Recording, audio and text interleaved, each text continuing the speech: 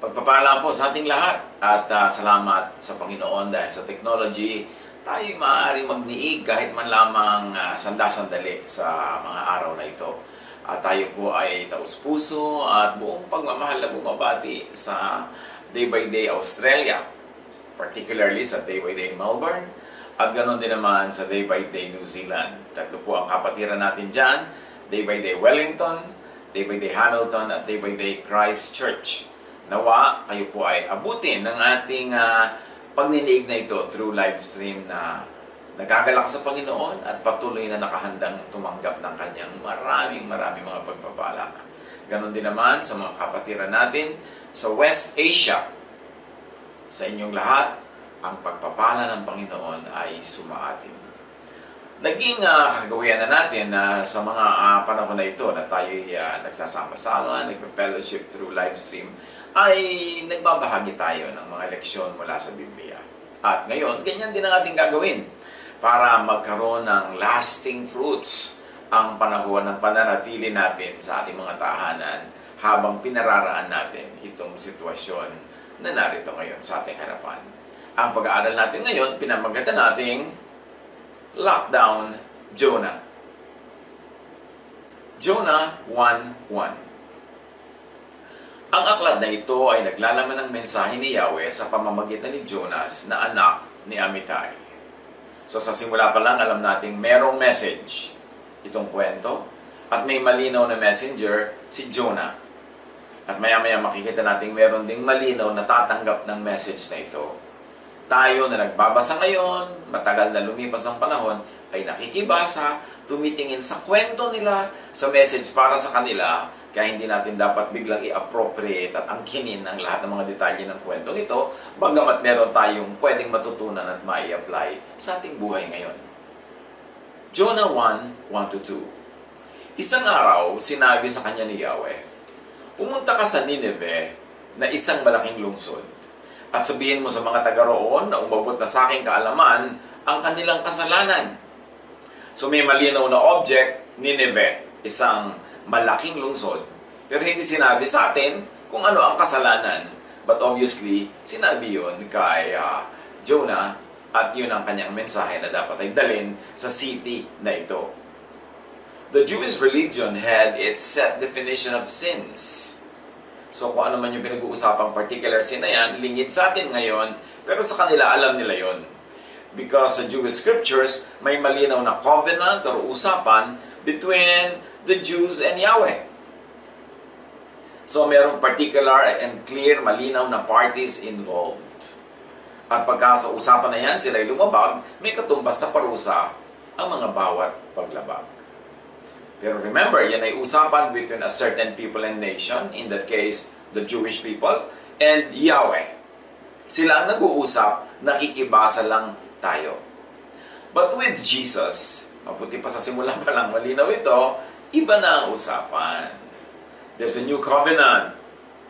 May bagong usapan at merong bagong kausap sapagkat ang kausap ng Diyos sa new covenant with Jesus, hindi na lang mga Jew, kundi all believers in Jesus and all those who will believe. Kaya nga ang mensahe, hindi na lang para sa Nineveh, hindi lang para sa Israel, hindi lang para sa mga Jews who were in Babylon, in particular, kundi now, ang mensahe ay para sa Jerusalem, Judea, Samaria, and ends of the earth. And remember, maraming commands na ibinigay si Yahweh sa bayang Israel. Pero isa na lang ang ibinigay ng Diyos through Jesus. And this command is to love. So dapat sa simula pa lang malinaw sa atin na iba ang order, ang world order nung Jewish world before Jesus at iba naman yung Christian world or the world of the Jesus followers after Jesus had been born and had given the world the message of God, which then was no longer limited to Israel, but to all people who will believe. So linawin natin, iset natin yan bago tayo sumangkot sa kwento nitong si Jonah. Because ang tendency ng marami, makikisangkot ka sa kwento ng mga sa Jewish scriptures, kwento ng dealings between Yahweh and the Jewish nation, tapos i-imaginein mo ngayon na ikaw yung Jewish nation, na sa'yo ibinigay yung utos na yun, yung ginawa ng mga Jews, gagawin mo rin. No. It's particular to them. It is clearly for them, not for all people. Sila ang kausap sa covenant. Kaya tayo'y nakikibasa, pero nakikipaghimalay, humahanap ng mga lesson na universal na pwede nating i-apply sa buhay natin ngayon, pero hindi tayo magpe-pretend na tayo yung kausap at buong-buo nating i-appropriate at i-apply sa atin yung naganap nun, particularly sa kanila. Dapat malinaw, Jesusness is not Jewism. Diyan maraming kalituhan ng Christian eh. Anong pinagkaiba ng Christianity sa Judaism? Anong pinagkaiba ng usapan ng Diyos through Jesus with the believers in Jesus at usapan ni Yahweh noon sa nation of Israel? Jesus believers and followers define and look at sin from the Jesus perspective. Kaya hindi pwedeng kukopihin walang lagi yung mga confession, yung mga repentance ng mga Israelites noong unang panahon. Kasi iba yung sins nila, iba yung usapan nila with Yahweh kung ano ang sin. At ngayon, iba naman with Jesus kasi isa lang ang command na ibinigay. Of course, lahat ng mga magaganda, mabubuting katuruan ng Jewish scriptures ay maaari at dapat lang na i-apply ng mga Jesus believers kung ito ay hindi labag sa Jesusness. Kaya dapat padadaanin sa Jesus filter. Hindi yung parang hindi naman nangyari sa Jesus. Paghahalu-haluin mo yung Jewism and the teachings of Jesus, ang magiging bunga niyan is confusion. So, Jesus believers and followers define and look at sin through the Jesus filter. And by the standards of Jesus' only command, which is love. What is unloving to Jesus, that is what is sinful to us. And unloving religious regulations are sinful. Unloving religiosity is sinful. Bagamat alam natin that by the standards of the Jewish scriptures, marami silang very unloving practices in the name of the law and for the sake of the law. Pero yon ay standard nila nung panahon nila, nung Jewism ang sistema. At hindi yun pwedeng i-import whole, buo sa Christianity or sa Jesusness. Diyan kasi nang gagaling ang maraming sometimes stress and confusion. Now, sin as defined by Judaism is different from sin as defined by Jesus. Alam natin yon. Kaya nagagalit yung mga Jewish leaders, yung mga teachers of the law and the Pharisees kay Jesus. Kasi ang kanyang reading and interpretation and application of universal heavenly truths ay may mga hindi laging tugma sa mga traditional reading ng Israel. So sin as defined by Judaism is different from sin as understood and articulated by Paul, which of course he learned from the Lord Jesus. Walang 1:1 correspondence ang Jewish scriptures at ang Christian scriptures. Ang Gospels, merong mga area of commonality, merong pare-pareho namang tinuturo at magandang parehong i-apply, pero merong unique teachings si Jesus na hindi swak doon sa matandang katuruan ng Jewish scriptures. At meron din katuruan yung Jewish scriptures na hindi swak sa mga teachings ni Jesus. Kaya nga sila mismo nung panahon na yun nagkaroon ng conflict hanggang ipinapatay nila si Jesus. Sa mga Jesus believers, dapat yan malinaw. The new order under Jesus cannot be measured by the standards of the old order. Cannot be made to fit in the frame and mold of the old order. And cannot be limited to the mold of the old order. This is a mouthful. Medyo seryoso ng konti na pag-aralan, medyo kailangan ng konting pagko-concentrate.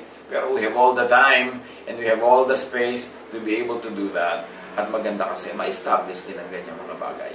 Kasi itong story ni Jonah ay maaaring napakadaling i-apply ng maraming tao ngayon sa buhay nila at magkaroon ng kuminsan ay pagkakabisala sa 1:1 application. Kaya nililinaw natin yung mga pagkakaiba. Now, sa tuloy ang kwento. Jonah 1:3. Sa halip na sumunod, ipinasya ni Jonah sa takasan si Yahweh. Nagtungo siya sa Joppa at doon ay nakatagpo ng isang barkong patungong Tarsis. Pagkatapos na magbayad ng pamasahe, sumakay siya sa barko upang maglakbay kasama ng iba pa mga pasahero patungong Tarsis. Sa ganitong paraan ay inakala niyang makakatakas siya kay Yahweh. So tumatakas sa message itong si Jonah, tumatakas siya sa assignment. At sa imbes na pumunta siya sa Nineveh na ina-assign ni Yahweh, kabaligtarang direksyon ang pinuntahan niya, sumakay siya ng barko. Now, maraming katumbas ang message na yan sa buhay natin ngayon, yung assignment na yan, yung pagtakas at yung barko. Pero gawing personal lamang ang basa at application ng aral. Kasi wala na ang original context. Remember, nakikibasa lang tayo. Meron tayong mapupulot dyan, meron tayong matututunan, pero hindi pwedeng buong-buo, isipin mong ikaw si Jonah, yung barko ang buhay mo, etc. etc. Nagagawa tayo ng ganong correspondence, ganong pagtutumbas, pwede tayong magkabisala sa pag-a-apply niyan ng mga katotohanan. Jonah 1:4-5. Ngunit nang sila'y nasa laot na, nagpadala si Yahweh na isang malakas na bagyo, kaya't halos mawasak ang barko. Dahil dito, labis na natakot ang mga tripulante, kaya't silang lahat ay humingi ng tulong sa kani-kanilang Diyos. Pagkatapos, inihulog nila sa dagat ang mga kargamento para gumaan ang sasakyan. So nakikita natin yung plurality of the culture of the people who were on the boat. Iba-iba ang kanilang bansa, iba-iba ang kanilang relihiyon, iba-iba ang kanilang mga tinatawagang Diyos. At dahil sa lakas ng bagyo, natakot sila, kaya pinaguhulog nila sa dagat yung napakahalagang dala nila. Kaya nga sila nagbabarko para magdala ng mga cargo na yan. Pero para pagaanin ng barko, para hindi sila tuluyang mapahamak, inihagis nila. Siyempre sa buhay natin may mga universal correspondence yan, equivalence, na kung gusto nating lumampas sa isang mahirap na kalagayan, meron tayong mga i-give up. Meron tayong mga kailangang ihagis overboard para gumaan ang ating paglalakbay. Kayo na ang mag-apply niyan kung ano yon. Ano ang pwede natin at dapat nating i-give up sa mga sandaling ito para gumaan ang ating paglalakbay at makarating tayo sa ating paroroonan. May kanya-kanya tayong mga dala-dala na pwede nating i-give up, pwede nating isa-isang tabi dahil mayroong mahalagang dapat gawin, and that is to go through the travel with the least baggage. Kailangan travel light. Jonah 1:5. Samantala, si Jonas naman ay mahimbing na natutulog sa isang sulok sa ibabang palapag ng barko. Si Jonah na dahilan ng bagyo, clueless, manhid. Natutulog lang siya, samantala ang lahat ay nag-aalala. Pero meron tayo isang lesson dito, mga kapatid, na nasa iyo na ang reaction mo sa bagyong dumarating, sa crisis, sa difficulty, sa trouble, sa challenge. Merong nervyos na nervyos, takot na takot. Meron namang nadadaan niya sa tulog, nadadaan niya sa pahinga. So, it's not really the storm outside, but what is going on in your mind, in your heart, doon ka bubuo ng reaksyon sa nangyayari sa iyong kapaligiran. Jonah 1:6. Nakita siya ng kapitan at ginising. Ano't nagagawa mo pang matulog? Bumangon ka't manalangin sa iyong Diyos. Baka sakaling kawaan niya tayo at iligtas sa kamatayan. Very clear dito yung religious tolerance. Hindi pinilit nung kapitan na si Jonah ay magdasal doon sa dinadasalan ng kapitan. Sabi niya, magdasal ka sa iyong Diyos, kami magdadasal sa aming Diyos. In other words, there was this religious tolerance which was prevalent in ancient times. Bago umuso yung very massive mission work of the religions, merong ganong klaseng tolerance, ganong klaseng pagtatalastasan ang mga tao sa daigdig. Even the Jews did not impose their religion on the world at that time. Kanila lang yun, hindi nila yun ipinipilit sa iba. Jonah 1:7-12. Nag-usap-usap ang mga tripulante. Magpanabunatan tayo para malaman natin kung sino ang dahilan ng lahat ng ito. Gayon ang kanilang ginawa at naabunot ang pangalan ni Jonas. So nabisto na si Jonas ang dahilan ng bagyo. Kaya kinausap nila. Sabihin mo sa amin kung sino ang dapat sisihin sa nangyayaring ito. Ano ginagawa mo rito? Saan bansa ka galing? Taga saan ka? At anong lahi mo? Sumagot si Jonas, ako isang Hebreo na sumasamba ako kay Yahweh, ang Diyos ng kalangitan na lumikha ng dagat at ng lupa. Sinabi ni Jonas na tinatakasan niya si Yahweh. Nakadama ng matinding takot ang mga nakarinig, kaya sinabi nila kay Jonas, napakalaking kasalanan ang ginawa mo. Tinatakasan mo ang iyong Diyos. Tinatakasan mo ang lumikha ng dagat, ng lupa, ng langit. At paano mo tatakasan? Kung siya ang lumikha ng kalangitan, dagat at lupa, kahit sa kapupunta, nandun siya. Tama nga naman. Paano mo tatakasan yung Diyos? Nandun siya sa lahat ng lugar. Ito pwedeng maging negative doon sa tumatakas, pero doon sa mga kailangan ng tulong ng Diyos, yung kailangan ng kanyang pag-aaruga, yung kailangan ng kanyang proteksyon, comfort yan. Kasi laging nasa lahat ng lugar, lahat ng dako, lahat ng oras, ang Diyos. Sa pagpapatuloy, verse 11, lalong lumakas ang bagyo, kaya tinanong nila si Jonas, ano ang dapat naming gawin sa iyo para pumayapa ang dagat? Ihagis ninyo ako sa dagat at papayapa ito. Alam kong ako ang dahilan, kaya nagkaroon ng ganito kalakas na bagyo, sagot niya. Maraming nadaramay, pero tandaan natin, tulad ng inuulit-ulit ko kanina, gawing personal ang pagbasa. Baka naman dahil sa dumadaan at challenge sa ating paligid, ihagis nyo ang inyong biyanan sa bintana. No? At angkinin nyo yung kwento, mag-assign kayo kung sino si Jonah, kung sino yung dapat ihagis. Doon ang sinasabi kong lagi mag-ingat. Kaya ang pag-apply mo lang dapat dito, personal eh. Hindi mo i-apply sa iba. Yung tingin mo, nakahulugan ito, i-apply mo sa buhay mo, pero hindi mo dapat itong ipilit sa iba kasi chances are you will have mistakes in making such correspondence. Kasi nakikibasa lang tayo ng kwento. Ang kukuhanin lang natin ay yung universal truths, pero yung particulars niyan, sila yun, kanila yun, hindi tayo yun. So sabi ni Jonas, ihagis niyo ako.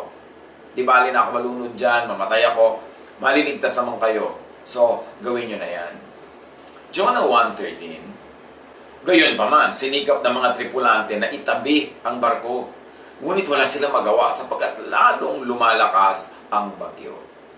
So sinabi na ni Jonah doon sa mga kasama niya kung paano papatahimikin ang barko, hindi pa rin sumunod yung mga kasama niya. Ang sinunod nila yung kanilang bait, yung kanilang awa kay Jonah. Kaya sinikap naman nila dahil sila naman yung mga sailors na gandahan pa at galingan pa ang pagpapaandar ng barko. Pero lalong lumalakas ang barko, walang magagawa ang skill nila against this natural calamity that was happening. They tried to not to have to throw Jonas on the water. So nakita nyo, kahit kani-kanino silang tumawag ng mga Diyos-Diyos nila, may universal kabaitan at kabutihan sa puso nila. Kasi lahat ng tao ay nilikha ng Diyos. Nagkaroon lang ng mga religious differences nung lumaon. At yan ay hindi ibig sabihin na hindi na sila pinag-aharian ng tunay na kabaitan at kabutihang loob ng Diyos. So this was kind-heartedness of non-Jews, which is very clearly articulated in this story. John 1:14, kaya't nanalangin sila kay Yahweh ng ganito, o pati sila nakidalangin na rin kay Yahweh, Yahweh, huwag po ninyo kaming hayaang mamatay dahil sa gagawin namin sa taong ito. Huwag po ninyo kaming parusahan kung mamatay man ang taong ito. Kayo po, Yahweh, ang may pananagutan dito. So, alam nila na si Yahweh ang gumagawa ng nangyayaring bagyo na yon at nanalangin sila. Sige po, sabi ng taong ito, ihagis namin siya sa tubig, gagawin namin. Pero huwag po kayo magalit sa amin. Huwag nyo kami papatayin dahil dyan. Dahil kayo naman daw po ang gumawa ng bagyong ito at ang kailangan nyo talaga itong si Jonah, hindi naman kami. So eto, ibibigay na namin sa inyo sa tubig para huwag nang madamay pa ang maraming mga tao. So nakindasal sila. Jonah 1:15-16. Pagkasabi nito, binuhat nila si Jonas at inihagis sa dagat. Agad namang pumayapa ang dagat. Ito yung sinasabi sa panalangin na tinuturo ni Jesus eh. Sundin ang loob mo dito sa lupa, gaya ng nasa langit. So nung nasunod ang kalooban ni Yahweh, napigilin ang paglalakbay nitong si Jonah palayo dun sa kanyang misyon, tumahimik ang bagyo. Pag pinaghari ang kalooban ng buong Diyos sa lupa, tatahimik ang lahat. Yes, dapat nating hanapin kung anong pwede nating gawin, i-contribute, anong mga dapat nating ihagis na baggage, anong dapat nating gawing paghagis ng sarili natin siguro sa tubig para bumalik tayo sa will of God, sa plano ng Diyos, sa mission binibigay niya, pero gagawin natin yun personal. Hindi natin i-impose sa iba yung ating mga personal interpretations. Dahil dito, nagkaroon sila ng matinding takot kay Yahweh, kaya sila'y nag-alay ng handog at nangakong maglilingkod sa Kanya. So yung mga kasabay nitong si Jonah sa barko, naging believers bigla. Nag-alay pa sila ng mga handog at may mga panata pa sila na nga kung maglilingkod sa kanya. And this is probably a conversion by fear. Dahil lang natakot. Ang hindi natin alam, kung tahimik na yung barko, tutok din pa ba nila yung sinabi nila habang natatakot sila. Kaya kung minsan, yan naman ang disadvantage ng conversion na pinuwersa dahil lang natakot yung tao. Kaya mas maganda yung hindi lang dahil natatakot ka, hindi lang meron kang gusto masolve ng problema, kaya ka nagdadasal, kaya ka nag-offering, kundi dahil talagang dinapuan ka ng pananalig at naunawa mo na ang Diyos ay dapat mo talagang kilalanin, sambahin at paglingkuran. Pero hindi lang dahil natatakot ka. Kaya hindi magandang ipanakot ang crisis, hindi magandang ipanakot ang mga bagyo, ang mga bulkan, ang mga kung ano-ano, para lang ang tao biglang lumapit sa Diyos. Kasi pag nawala na yung danger, ano naman ang assurance na mananatili siya doon kung lumapit lang siya sa Diyos para mawala yung danger. Kaya mas malalim dapat ang panghawakan para ang tao ay lumapit sa Panginoon. Jonah 1:17. Sa utos ni Yahweh, nilamon si Jonas ng isang dambuhalang isda at siya'y nanatili ng 3 araw at 3 gabi sa tiyan nito. At itong tinatawag nating lockdown. The Jonah lockdown. Kaya naging lockdown boy itong si Jonah. Marami mga lockdown sa Biblia eh. Pero tingnan nyo, nung nagpahagi si Jonah, alam niya na ang susundin niya ay yung kalooban ni Yahweh. Hindi naman siya nalunod. May lumulun sa kanya na isang dambuhalang isda. Buti na lang malaking isda, so hindi masikip. Yung kinalagyan niya, yung tiyan ng isda maluwag. Eh kung maliit lang yun, hindi ang sikip-sikip. So, dambuhalang isda ang lumulun sa kanya. Hindi siya hinayaan ng Diyos na magpunta doon sa pusod ng dagat, sa ilalim ng tubig. May kumuha agad sa kanya. Bakit? Kasi yung hakbang ng paghahagi sa kanya at ang pag-volunteer niya, hakbang yun sa pagsunod kay Yahweh. Pagsunod sa kalooban, titigil na siya na sa direksyon na papalayo doon sa Nineveh na pinupuntahan ng barko. So, sa pagbaba niya sa barkong yon, sa pagkakahagi sa kanya, natigil na ang paglayo niya at maaaring magsisimula na ngayon ang paglapit niya at pagsunod niya sa kalooban ni Yahweh. Jonah 2:1-2. Habang si Jonah ay nasa tiyan ng isda, nanalangin siya ng ganito. Yahweh, nang ako'y nasa kagipitan, nanalangin ako sa inyo at sinagot ninyo ako. So, lockdown pushed Jonah into praying, into reflection na nangyayari siguro ngayon sa napakaraming tao sa buong kapaligiran. Dahil na lockdown, dahil na quarantine, dahil may mga bagyo, dahil may mga ganyan nangyayari, ayan tuloy naging madadasalin. Maganda naman yan, kasi sa hindi ka magdasal at least. Pero dahil sa lockdown, siya ay natulak na maging mapanalanginin at maging mapag-isip. Jonah 2:2-6. Mula sa daigdig ng mga patay, ako'y tumawag sa inyo at dininig ninyo ako. So, ang tingin na niya sa ngayon, he was as good as dead.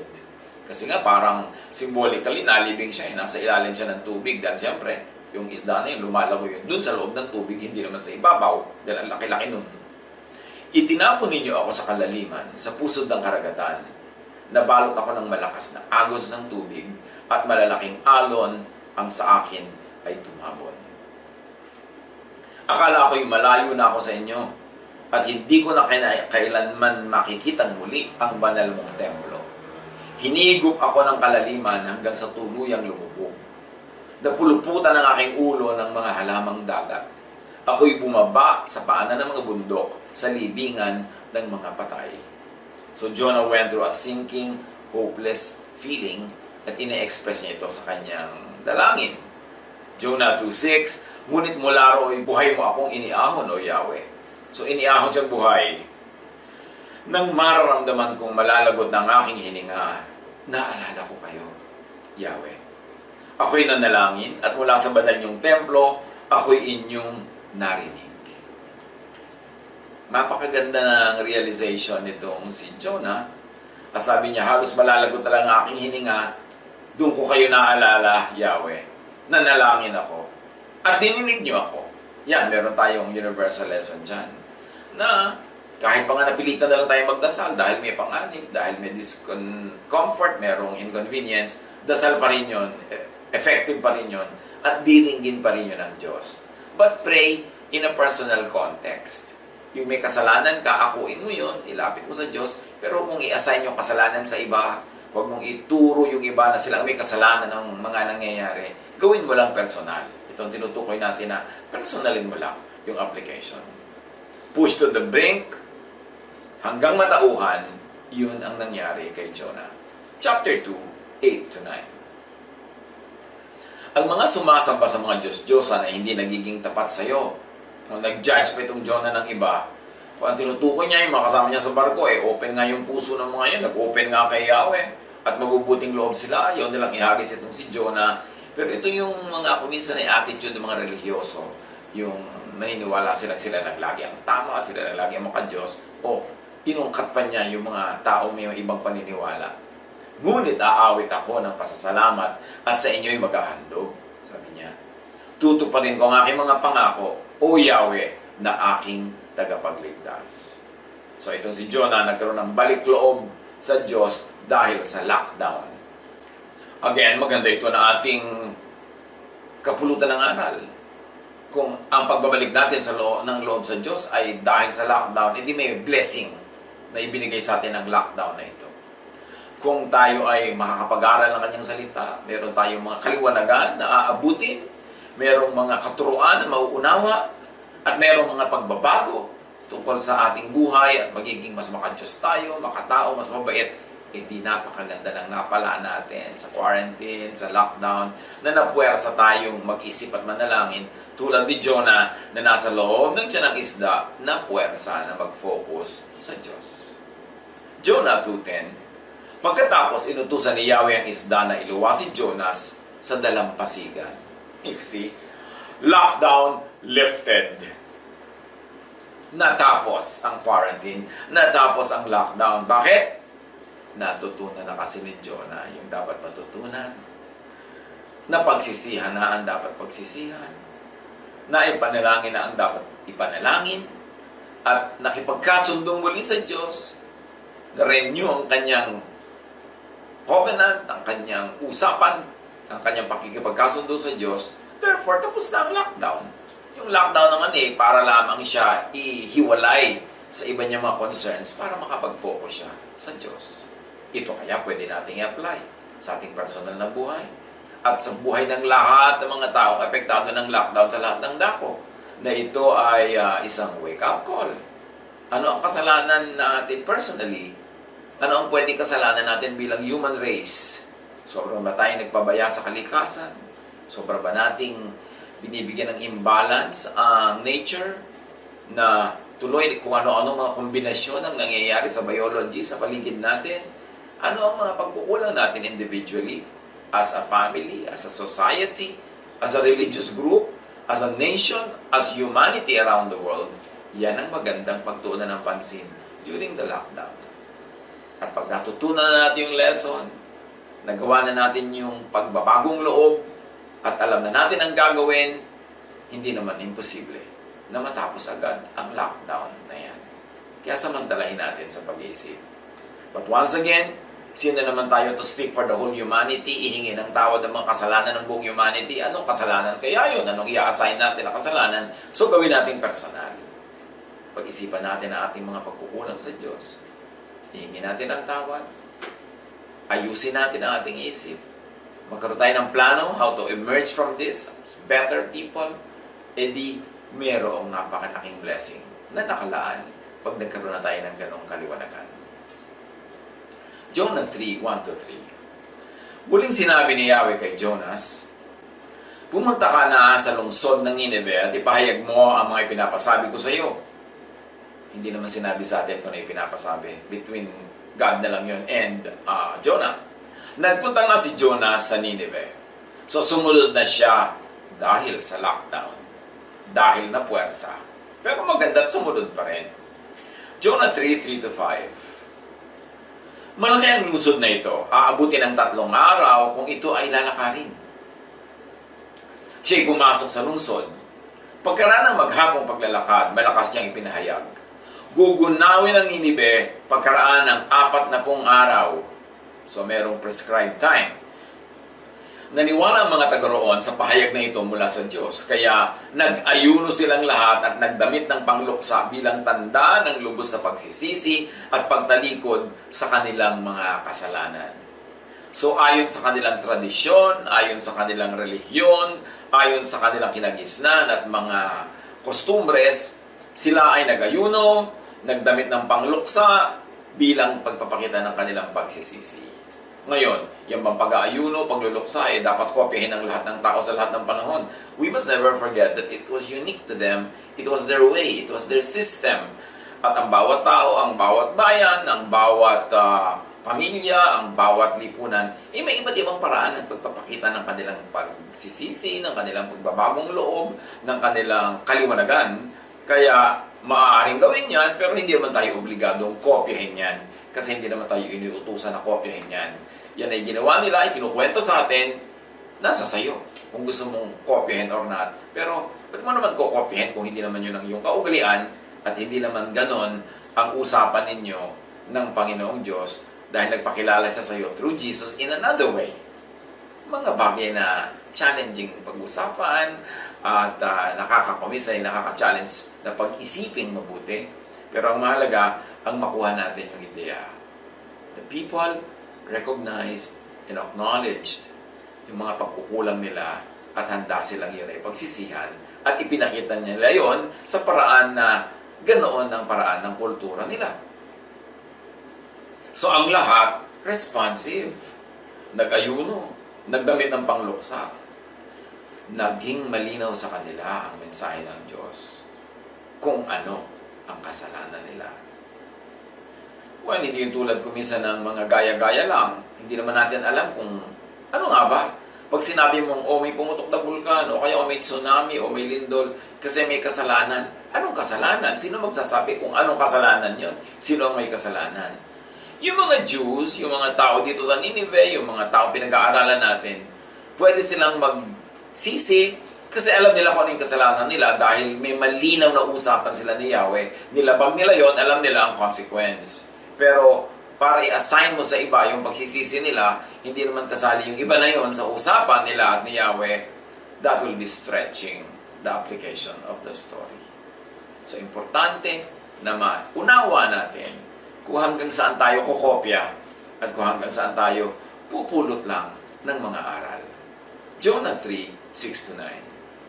Nang mabalitaan ito ng hari ng Nineveh, bumaba siya sa kanyang trono, naghubad ng balabal, nagdamit ng pangluksa, at naupo sa abo.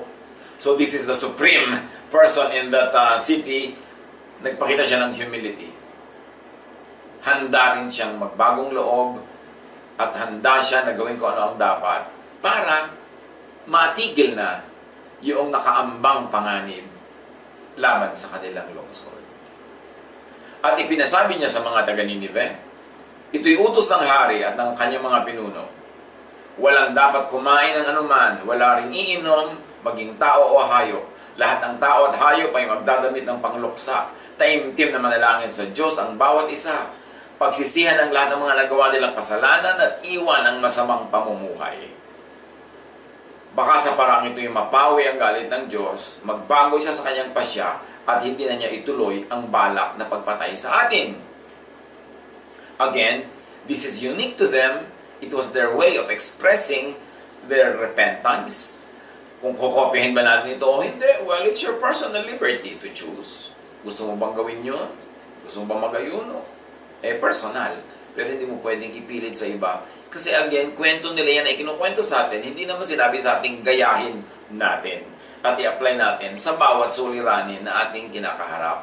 Pero, we can apply personal liberty kung anong approach nyo tungkol dyan.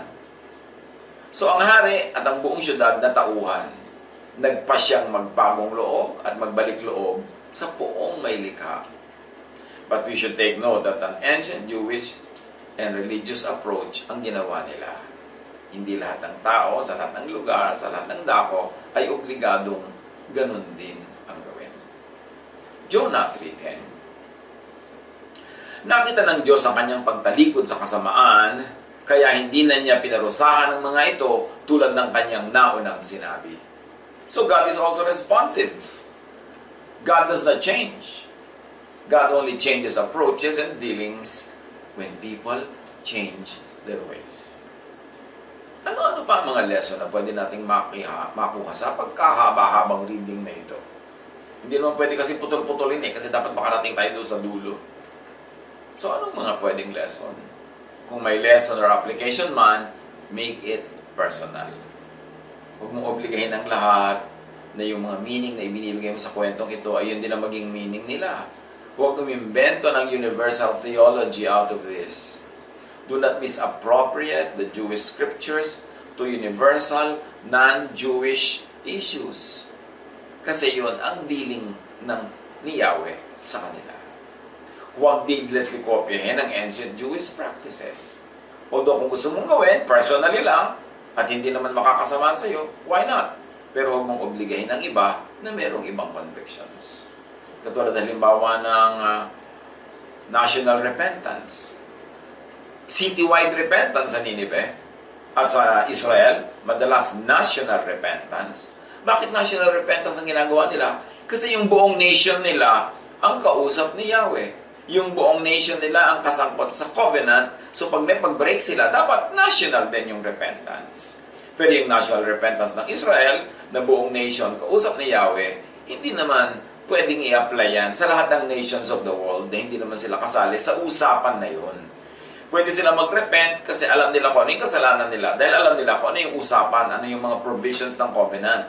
Pag binibreak nila, alam nila, so they can pinpoint the sin and they can repent. Pero in a more universal setting, outside of the limited area of Israel or of Nineveh, sino ang makapagsasabi na kung may nangyayari ay dahil may kasalanan, dahil nagagalit ang Diyos, o dahil lang may ibang dahilan? Doon tayo dapat magpapalawak ng isip sa pag-apply at hindi kailangan kopyahin ang buong-buo yung nababasa natin tungkol sa mga taong ito dahil meron silang sarili nilang konteksto. Yung kwento ay kanila, hindi atin. Meron lang tayong pwedeng pulutin na leksyon, pero hindi natin kailangan gayahin ang lahat ng ginawa nila sa buhay. Jesus believers are not Jewish. So hindi kailangan kopyahin ang ancient Jews. Istorya nila yun. May distinctive teaching and style si Jesus. And many Jewish laws and practices were even cancelled by Jesus. Iniba niya ang reading, iniba niya ang interpretation, yung iba outright na cancel. Mga dietary laws, mga laws on the Sabbath, mga laws on purity, yung ceremonial purity, clinical purity, marami. Maraming itinuro si Jesus na hindi swak doon sa old mold of the old Jewish scriptures. Kaya nga galit sa kanya yung mga teachers of the law and the Pharisees. Now, Jesus believer ka, Jesus follower ka, dapat alam mo na iba naman ang identity mo ngayon kaysa sa mga ancient Israelites. Hindi ikaw sila, hindi tayo sila, iba sila noon. They were governed by their own traditions, by their own laws, and by their own covenant with Yahweh, which we are not party to. Nakikibasa lang tayo. Hindi nagturo o nagpractice si Jesus ng widespread fasting for a cause, for instance. Although, hindi naman masamang gawin yun.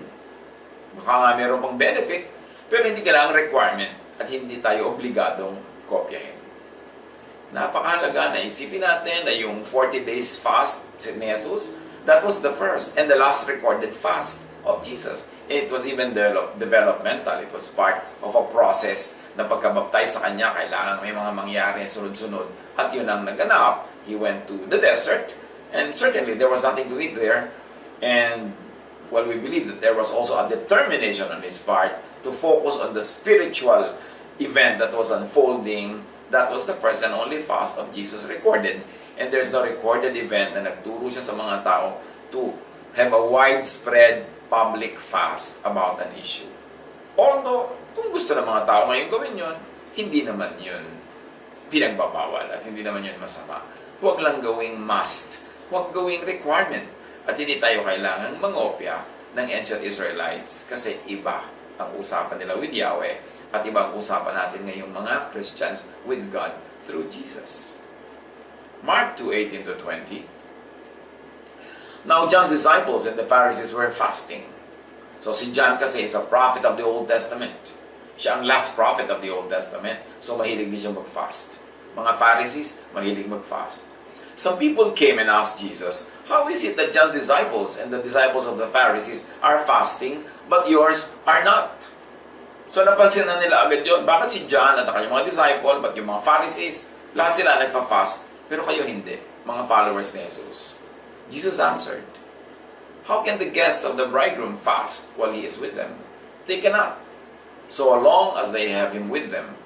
But the time will come when the bridegroom will be taken from them, and on that day, they will fast." Pero ang sabi ni Jesus, "I will never leave you, I will never forsake you, I will even send the Holy Spirit to be with you." So, kailan naman nawala yung bridegroom? Kailan naman nawala? So, lagi natin kasama si Jesus.